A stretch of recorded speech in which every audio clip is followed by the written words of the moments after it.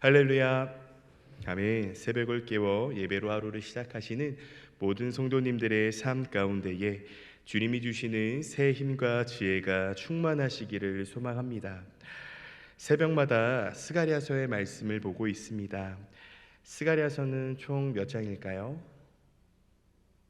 눈치가 빠르시면 이렇게 넘겨보실 텐데 14장입니다. 총 14장으로 구성된 스가랴서는 1장에서 8장까지는 전반부로서 8개의 환상과 금식에 대한 내용이 담겨 있고요.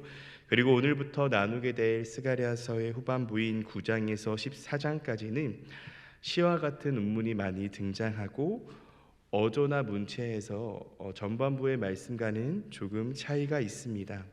하지만 중심적인 내용은 전반부와 유사합니다.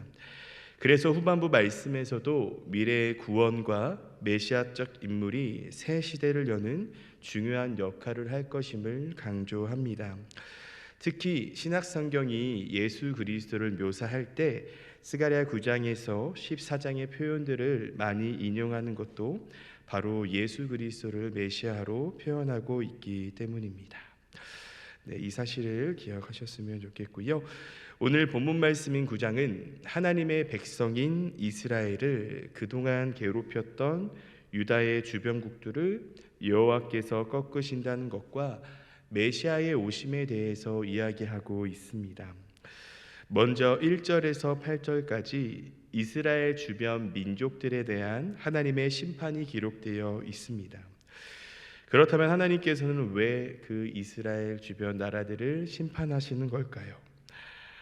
만유의 주권자이신 하나님은 모든 나라들을 주관하시며 그들의 죄를 계수하시기 때문입니다. 특히 본문의 경우 이스라엘의 주변 나라들은 이스라엘이 엎드려질 때 그것을 기뻐하고 그것을 이용하였습니다. 하나님은 그들의 악하고 교만한 태도를 용납하지 않으신 것입니다. 이제 그들은 자신들의 악함과 교만함에 대해 처벌을 받는 것입니다. 그리고 하나님의 심판을 받기 이전의 나라는 어떠한 상황, 어떠한 힘을 가지고 있습니까? 본문 말씀 3절입니다. 제가 봉독하겠습니다. 두로는 자기를 위하여 요새를 건축하며 은을 티끌같이 금을 거리에 진흙같이 쌓았도다. 2절 후반부에서도 알 수 있듯이 이스라엘의 주변국인 두로는요, 놀라운 지혜를 가지고 있었습니다. 지혜의 상징이 바로 두로인 것입니다. 뿐만 아니라 3절 말씀에 기록하고 있듯 두로는 자신들을 위해 난공불락이라고 칭할 수 있는 그러한 요새를 건축하였고요, 은을 티끌같이 여깁니다. 즉 은을 먼지같이 여긴다라는 것이죠. 그러니 얼마나 많겠습니까?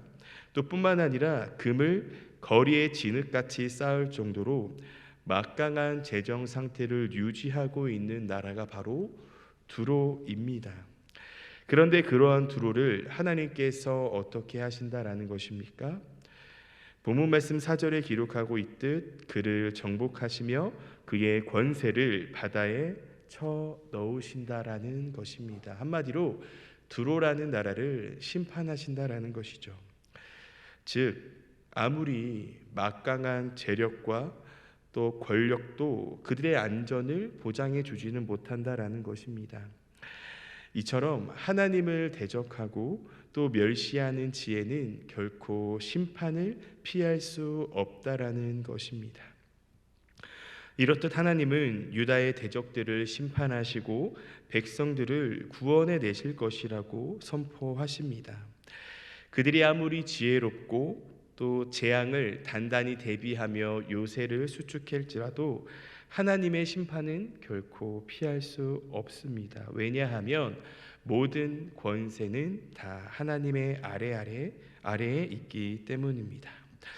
하나님의 심판 앞에서 그들의 교만함은 반드시 꺾이는 것이죠. 성도 여러분, 이것은 무엇을 뜻하는지 아십니까? 하나님은 이스라엘만의 신이 아니라는 것입니다. 이는 곧 하나님만이 유일하신 신 그리고 전능자라는 것입니다. 그러니 성도 여러분, 이스라엘을 괴롭혔던 두로와 시돈처럼 혹 성도님들을 괴롭게 하는 문제와 또 어려움과 아픔이 있습니까?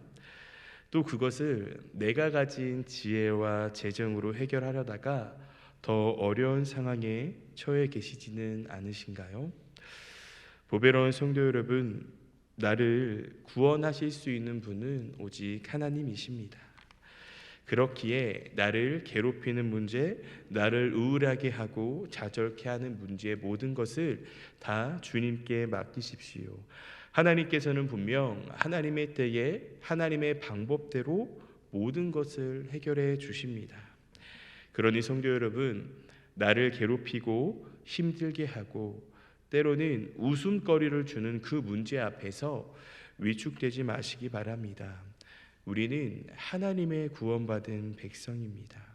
이는 곧 하나님의 아들과 딸이라는 것입니다. 그러니 주의 자녀로서 하나님을 구하고 하나님을 의지하며 늘 담대하게 살아가시는 저와 성도님들이 다 되시기를 소망합니다. 다음으로 여호와의 말씀이 임하는 곳마다 정의로운 심판이 행해지며 놀라운 구원의 역사가 이루어지고 있음을 알 수 있습니다. 이는 곧 하나님은 모든 것을 친히 보고 계신다라는 것인데요. 우리 본문 말씀 8절입니다.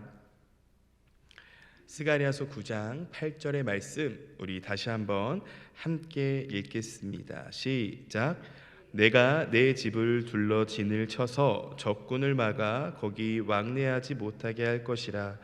포악한 자가 다시는 그 지경으로 지나가지 못하리니 이는 내가 눈으로 친히 봄이니라.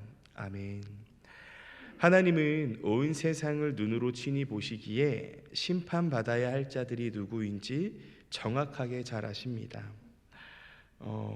저는 아직 자녀를 키우고 있지 않지만 이제 아이들을 보면 그 아이가 거짓말을 하는지 안 하는지 금방 알 수 있습니다. 그 아이의 눈의 흔들림을 통해서요.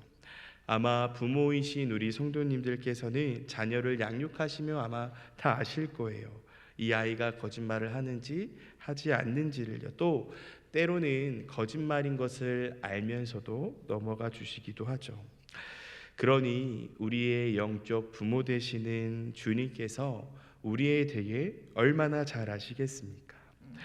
우리는 하나님 앞에 모든 것이 쉽게 드러나며 하나님을 속일 수 없습니다. 코람데오라는 라틴어가 있습니다. 이는 무엇을 뜻하는 말일까요? 지난주 수요일 사도신경 첫 번째 시간을 수강하신 분은 아실 수 있을 것 같은데 코람데오는 하나님 앞에서라는 라틴어입니다. 그래서 우리가 어디에서 무엇을 하든지 어디에 있든지 늘 하나님 앞에서 하는 것처럼 스스로 정직하게 최선을 다하자라는 뜻을 가지고 있습니다.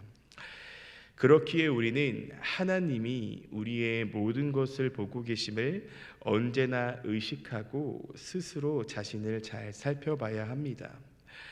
만약 우리가 코람데오 하나님 앞에서라는 이 부분을 잊고 살아간다면 우리는 언제든 하나님의 뜻에서 벗어나는 삶을 살아갈 수밖에 없습니다.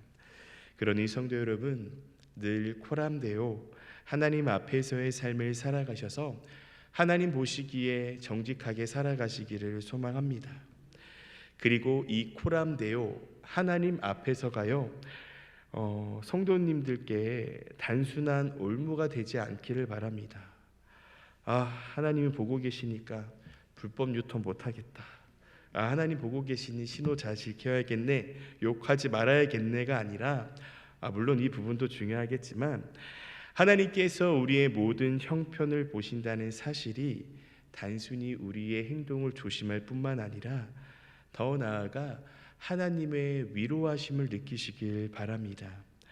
성도 여러분, 사람은요 우리의 생각과 마음과 삶을 놓칠 수 있습니다. 그리고 우리에게 그렇게 큰 관심을 보이지 않습니다. 하지만 하나님은 우리의 생각과 마음과 삶을 놓치지 않으십니다. 이는 곧 계속해서 말씀드리듯 하나님은 우리의 모든 것을 보고 계시고 알고 계신다라는 말입니다.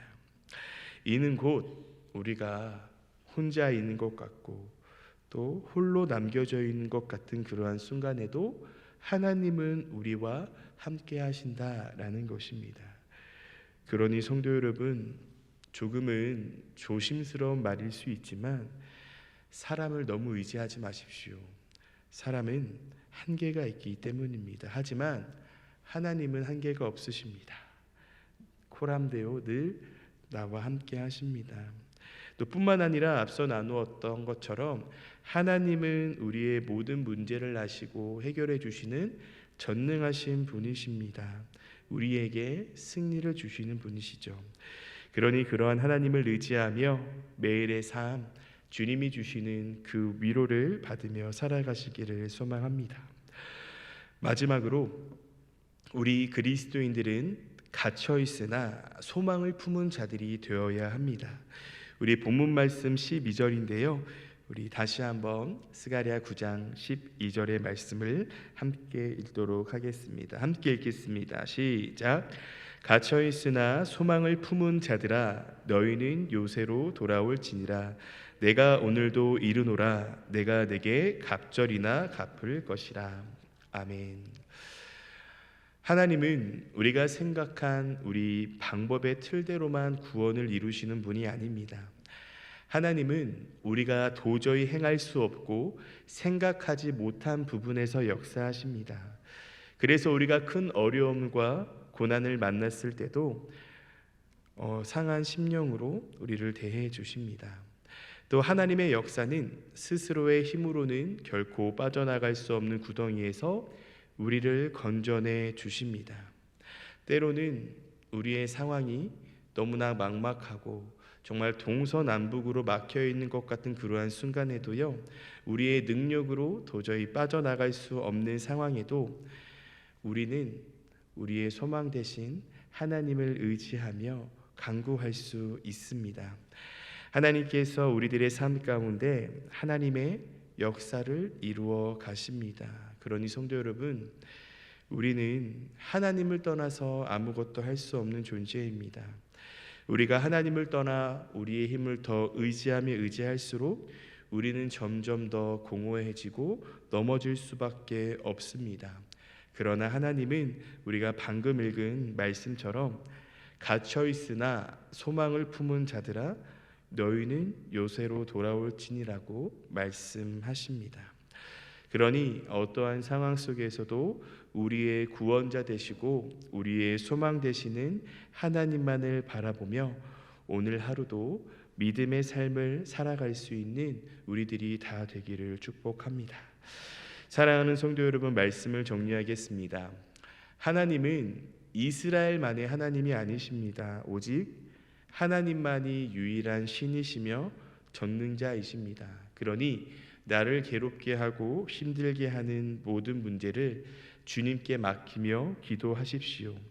그리고 언제 어디서나 누구와 있든 코람데오 하나님 앞에서의 삶을 살아내시기 바랍니다. 그리고 이것이 우리 성도님들을 올가매는 그러한 올무가 되는 것이 아니라 위로가 되기를 소망합니다. 계속해서 말씀드리듯 사람은 한계가 있습니다. 그리고 마지막으로 때로는 우리가 갇혀 있는 것 같은 그러한 순간에도요, 하나님이라는 소망을 품으시기를 바랍니다. 또 예수 그리스도라는 소망을 품고 살아가시기 바랍니다. 그래서요, 나의 반석이자 나의 요새 되신 주님께 기도하며 매일의 삶 주님이 주시는 승리를 누리시기 바랍니다. 그래서 하나님의 자녀로서 언제 어디서나 늘 담대하게 살아가시기를 간절히 축복합니다. 함께 기도하겠습니다. 하나님, 오늘은 스가랴서 9장의 말씀을 나누었습니다. 오늘 나눈 말씀을 기억하며 우리 보배로운 교회의 성도님들 모두가 매일의 삶 속에서 주님만을 의지하며 승리의 삶 살아가게 하여 주옵소서. 또 코람데오 하나님 앞에서 늘 정직하게 살아가게 하시고 하나님이 나와 함께 하시는 것이 또 내 앞에 계시는 것이 가장 큰 위로임을 감사하게 하여 주옵소서. 그래서 주님의 자녀로서 매일의 삶 기쁨과 감사가 넘치는 삶을 살아내게 하여 주시고 또 때로는 내가 갇혀 있는 것 같고 앞이 보이지 않고 정말 동서남북으로 모든 것이 다 끊긴 것 같은 그러한 순간에도 소망 되신 주님을 바라보며 피할 반석이시고 요새 되신 주님을 의지하며 승리할 수 있는 우리 귀한 보배로운 교회 성도님들 모두가 다 되게 하여 주옵소서. 주님, 담임 목사님께서 서울 영지교회에서 저녁마다 부흥회를 인도하고 계십니다. 부흥회 가운데 성령의 충만함을 허락해 주시고 또 목사님께 새 힘과 능력을 부어 주셔서 하나님의 사역을 감당하는 데 있어 조금도 피곤치 않게 하여 주옵소서. 주님, 드려진 예물을 위해 기도합니다. 주님께 시간의 예물과 물질의 예물을 드린 손길을 기억하여 주시고 기쁘게 받아 주옵소서. 감사합니다. 사랑이 많으신 우리 구주 예수님의 이름으로 기도합니다. 아멘.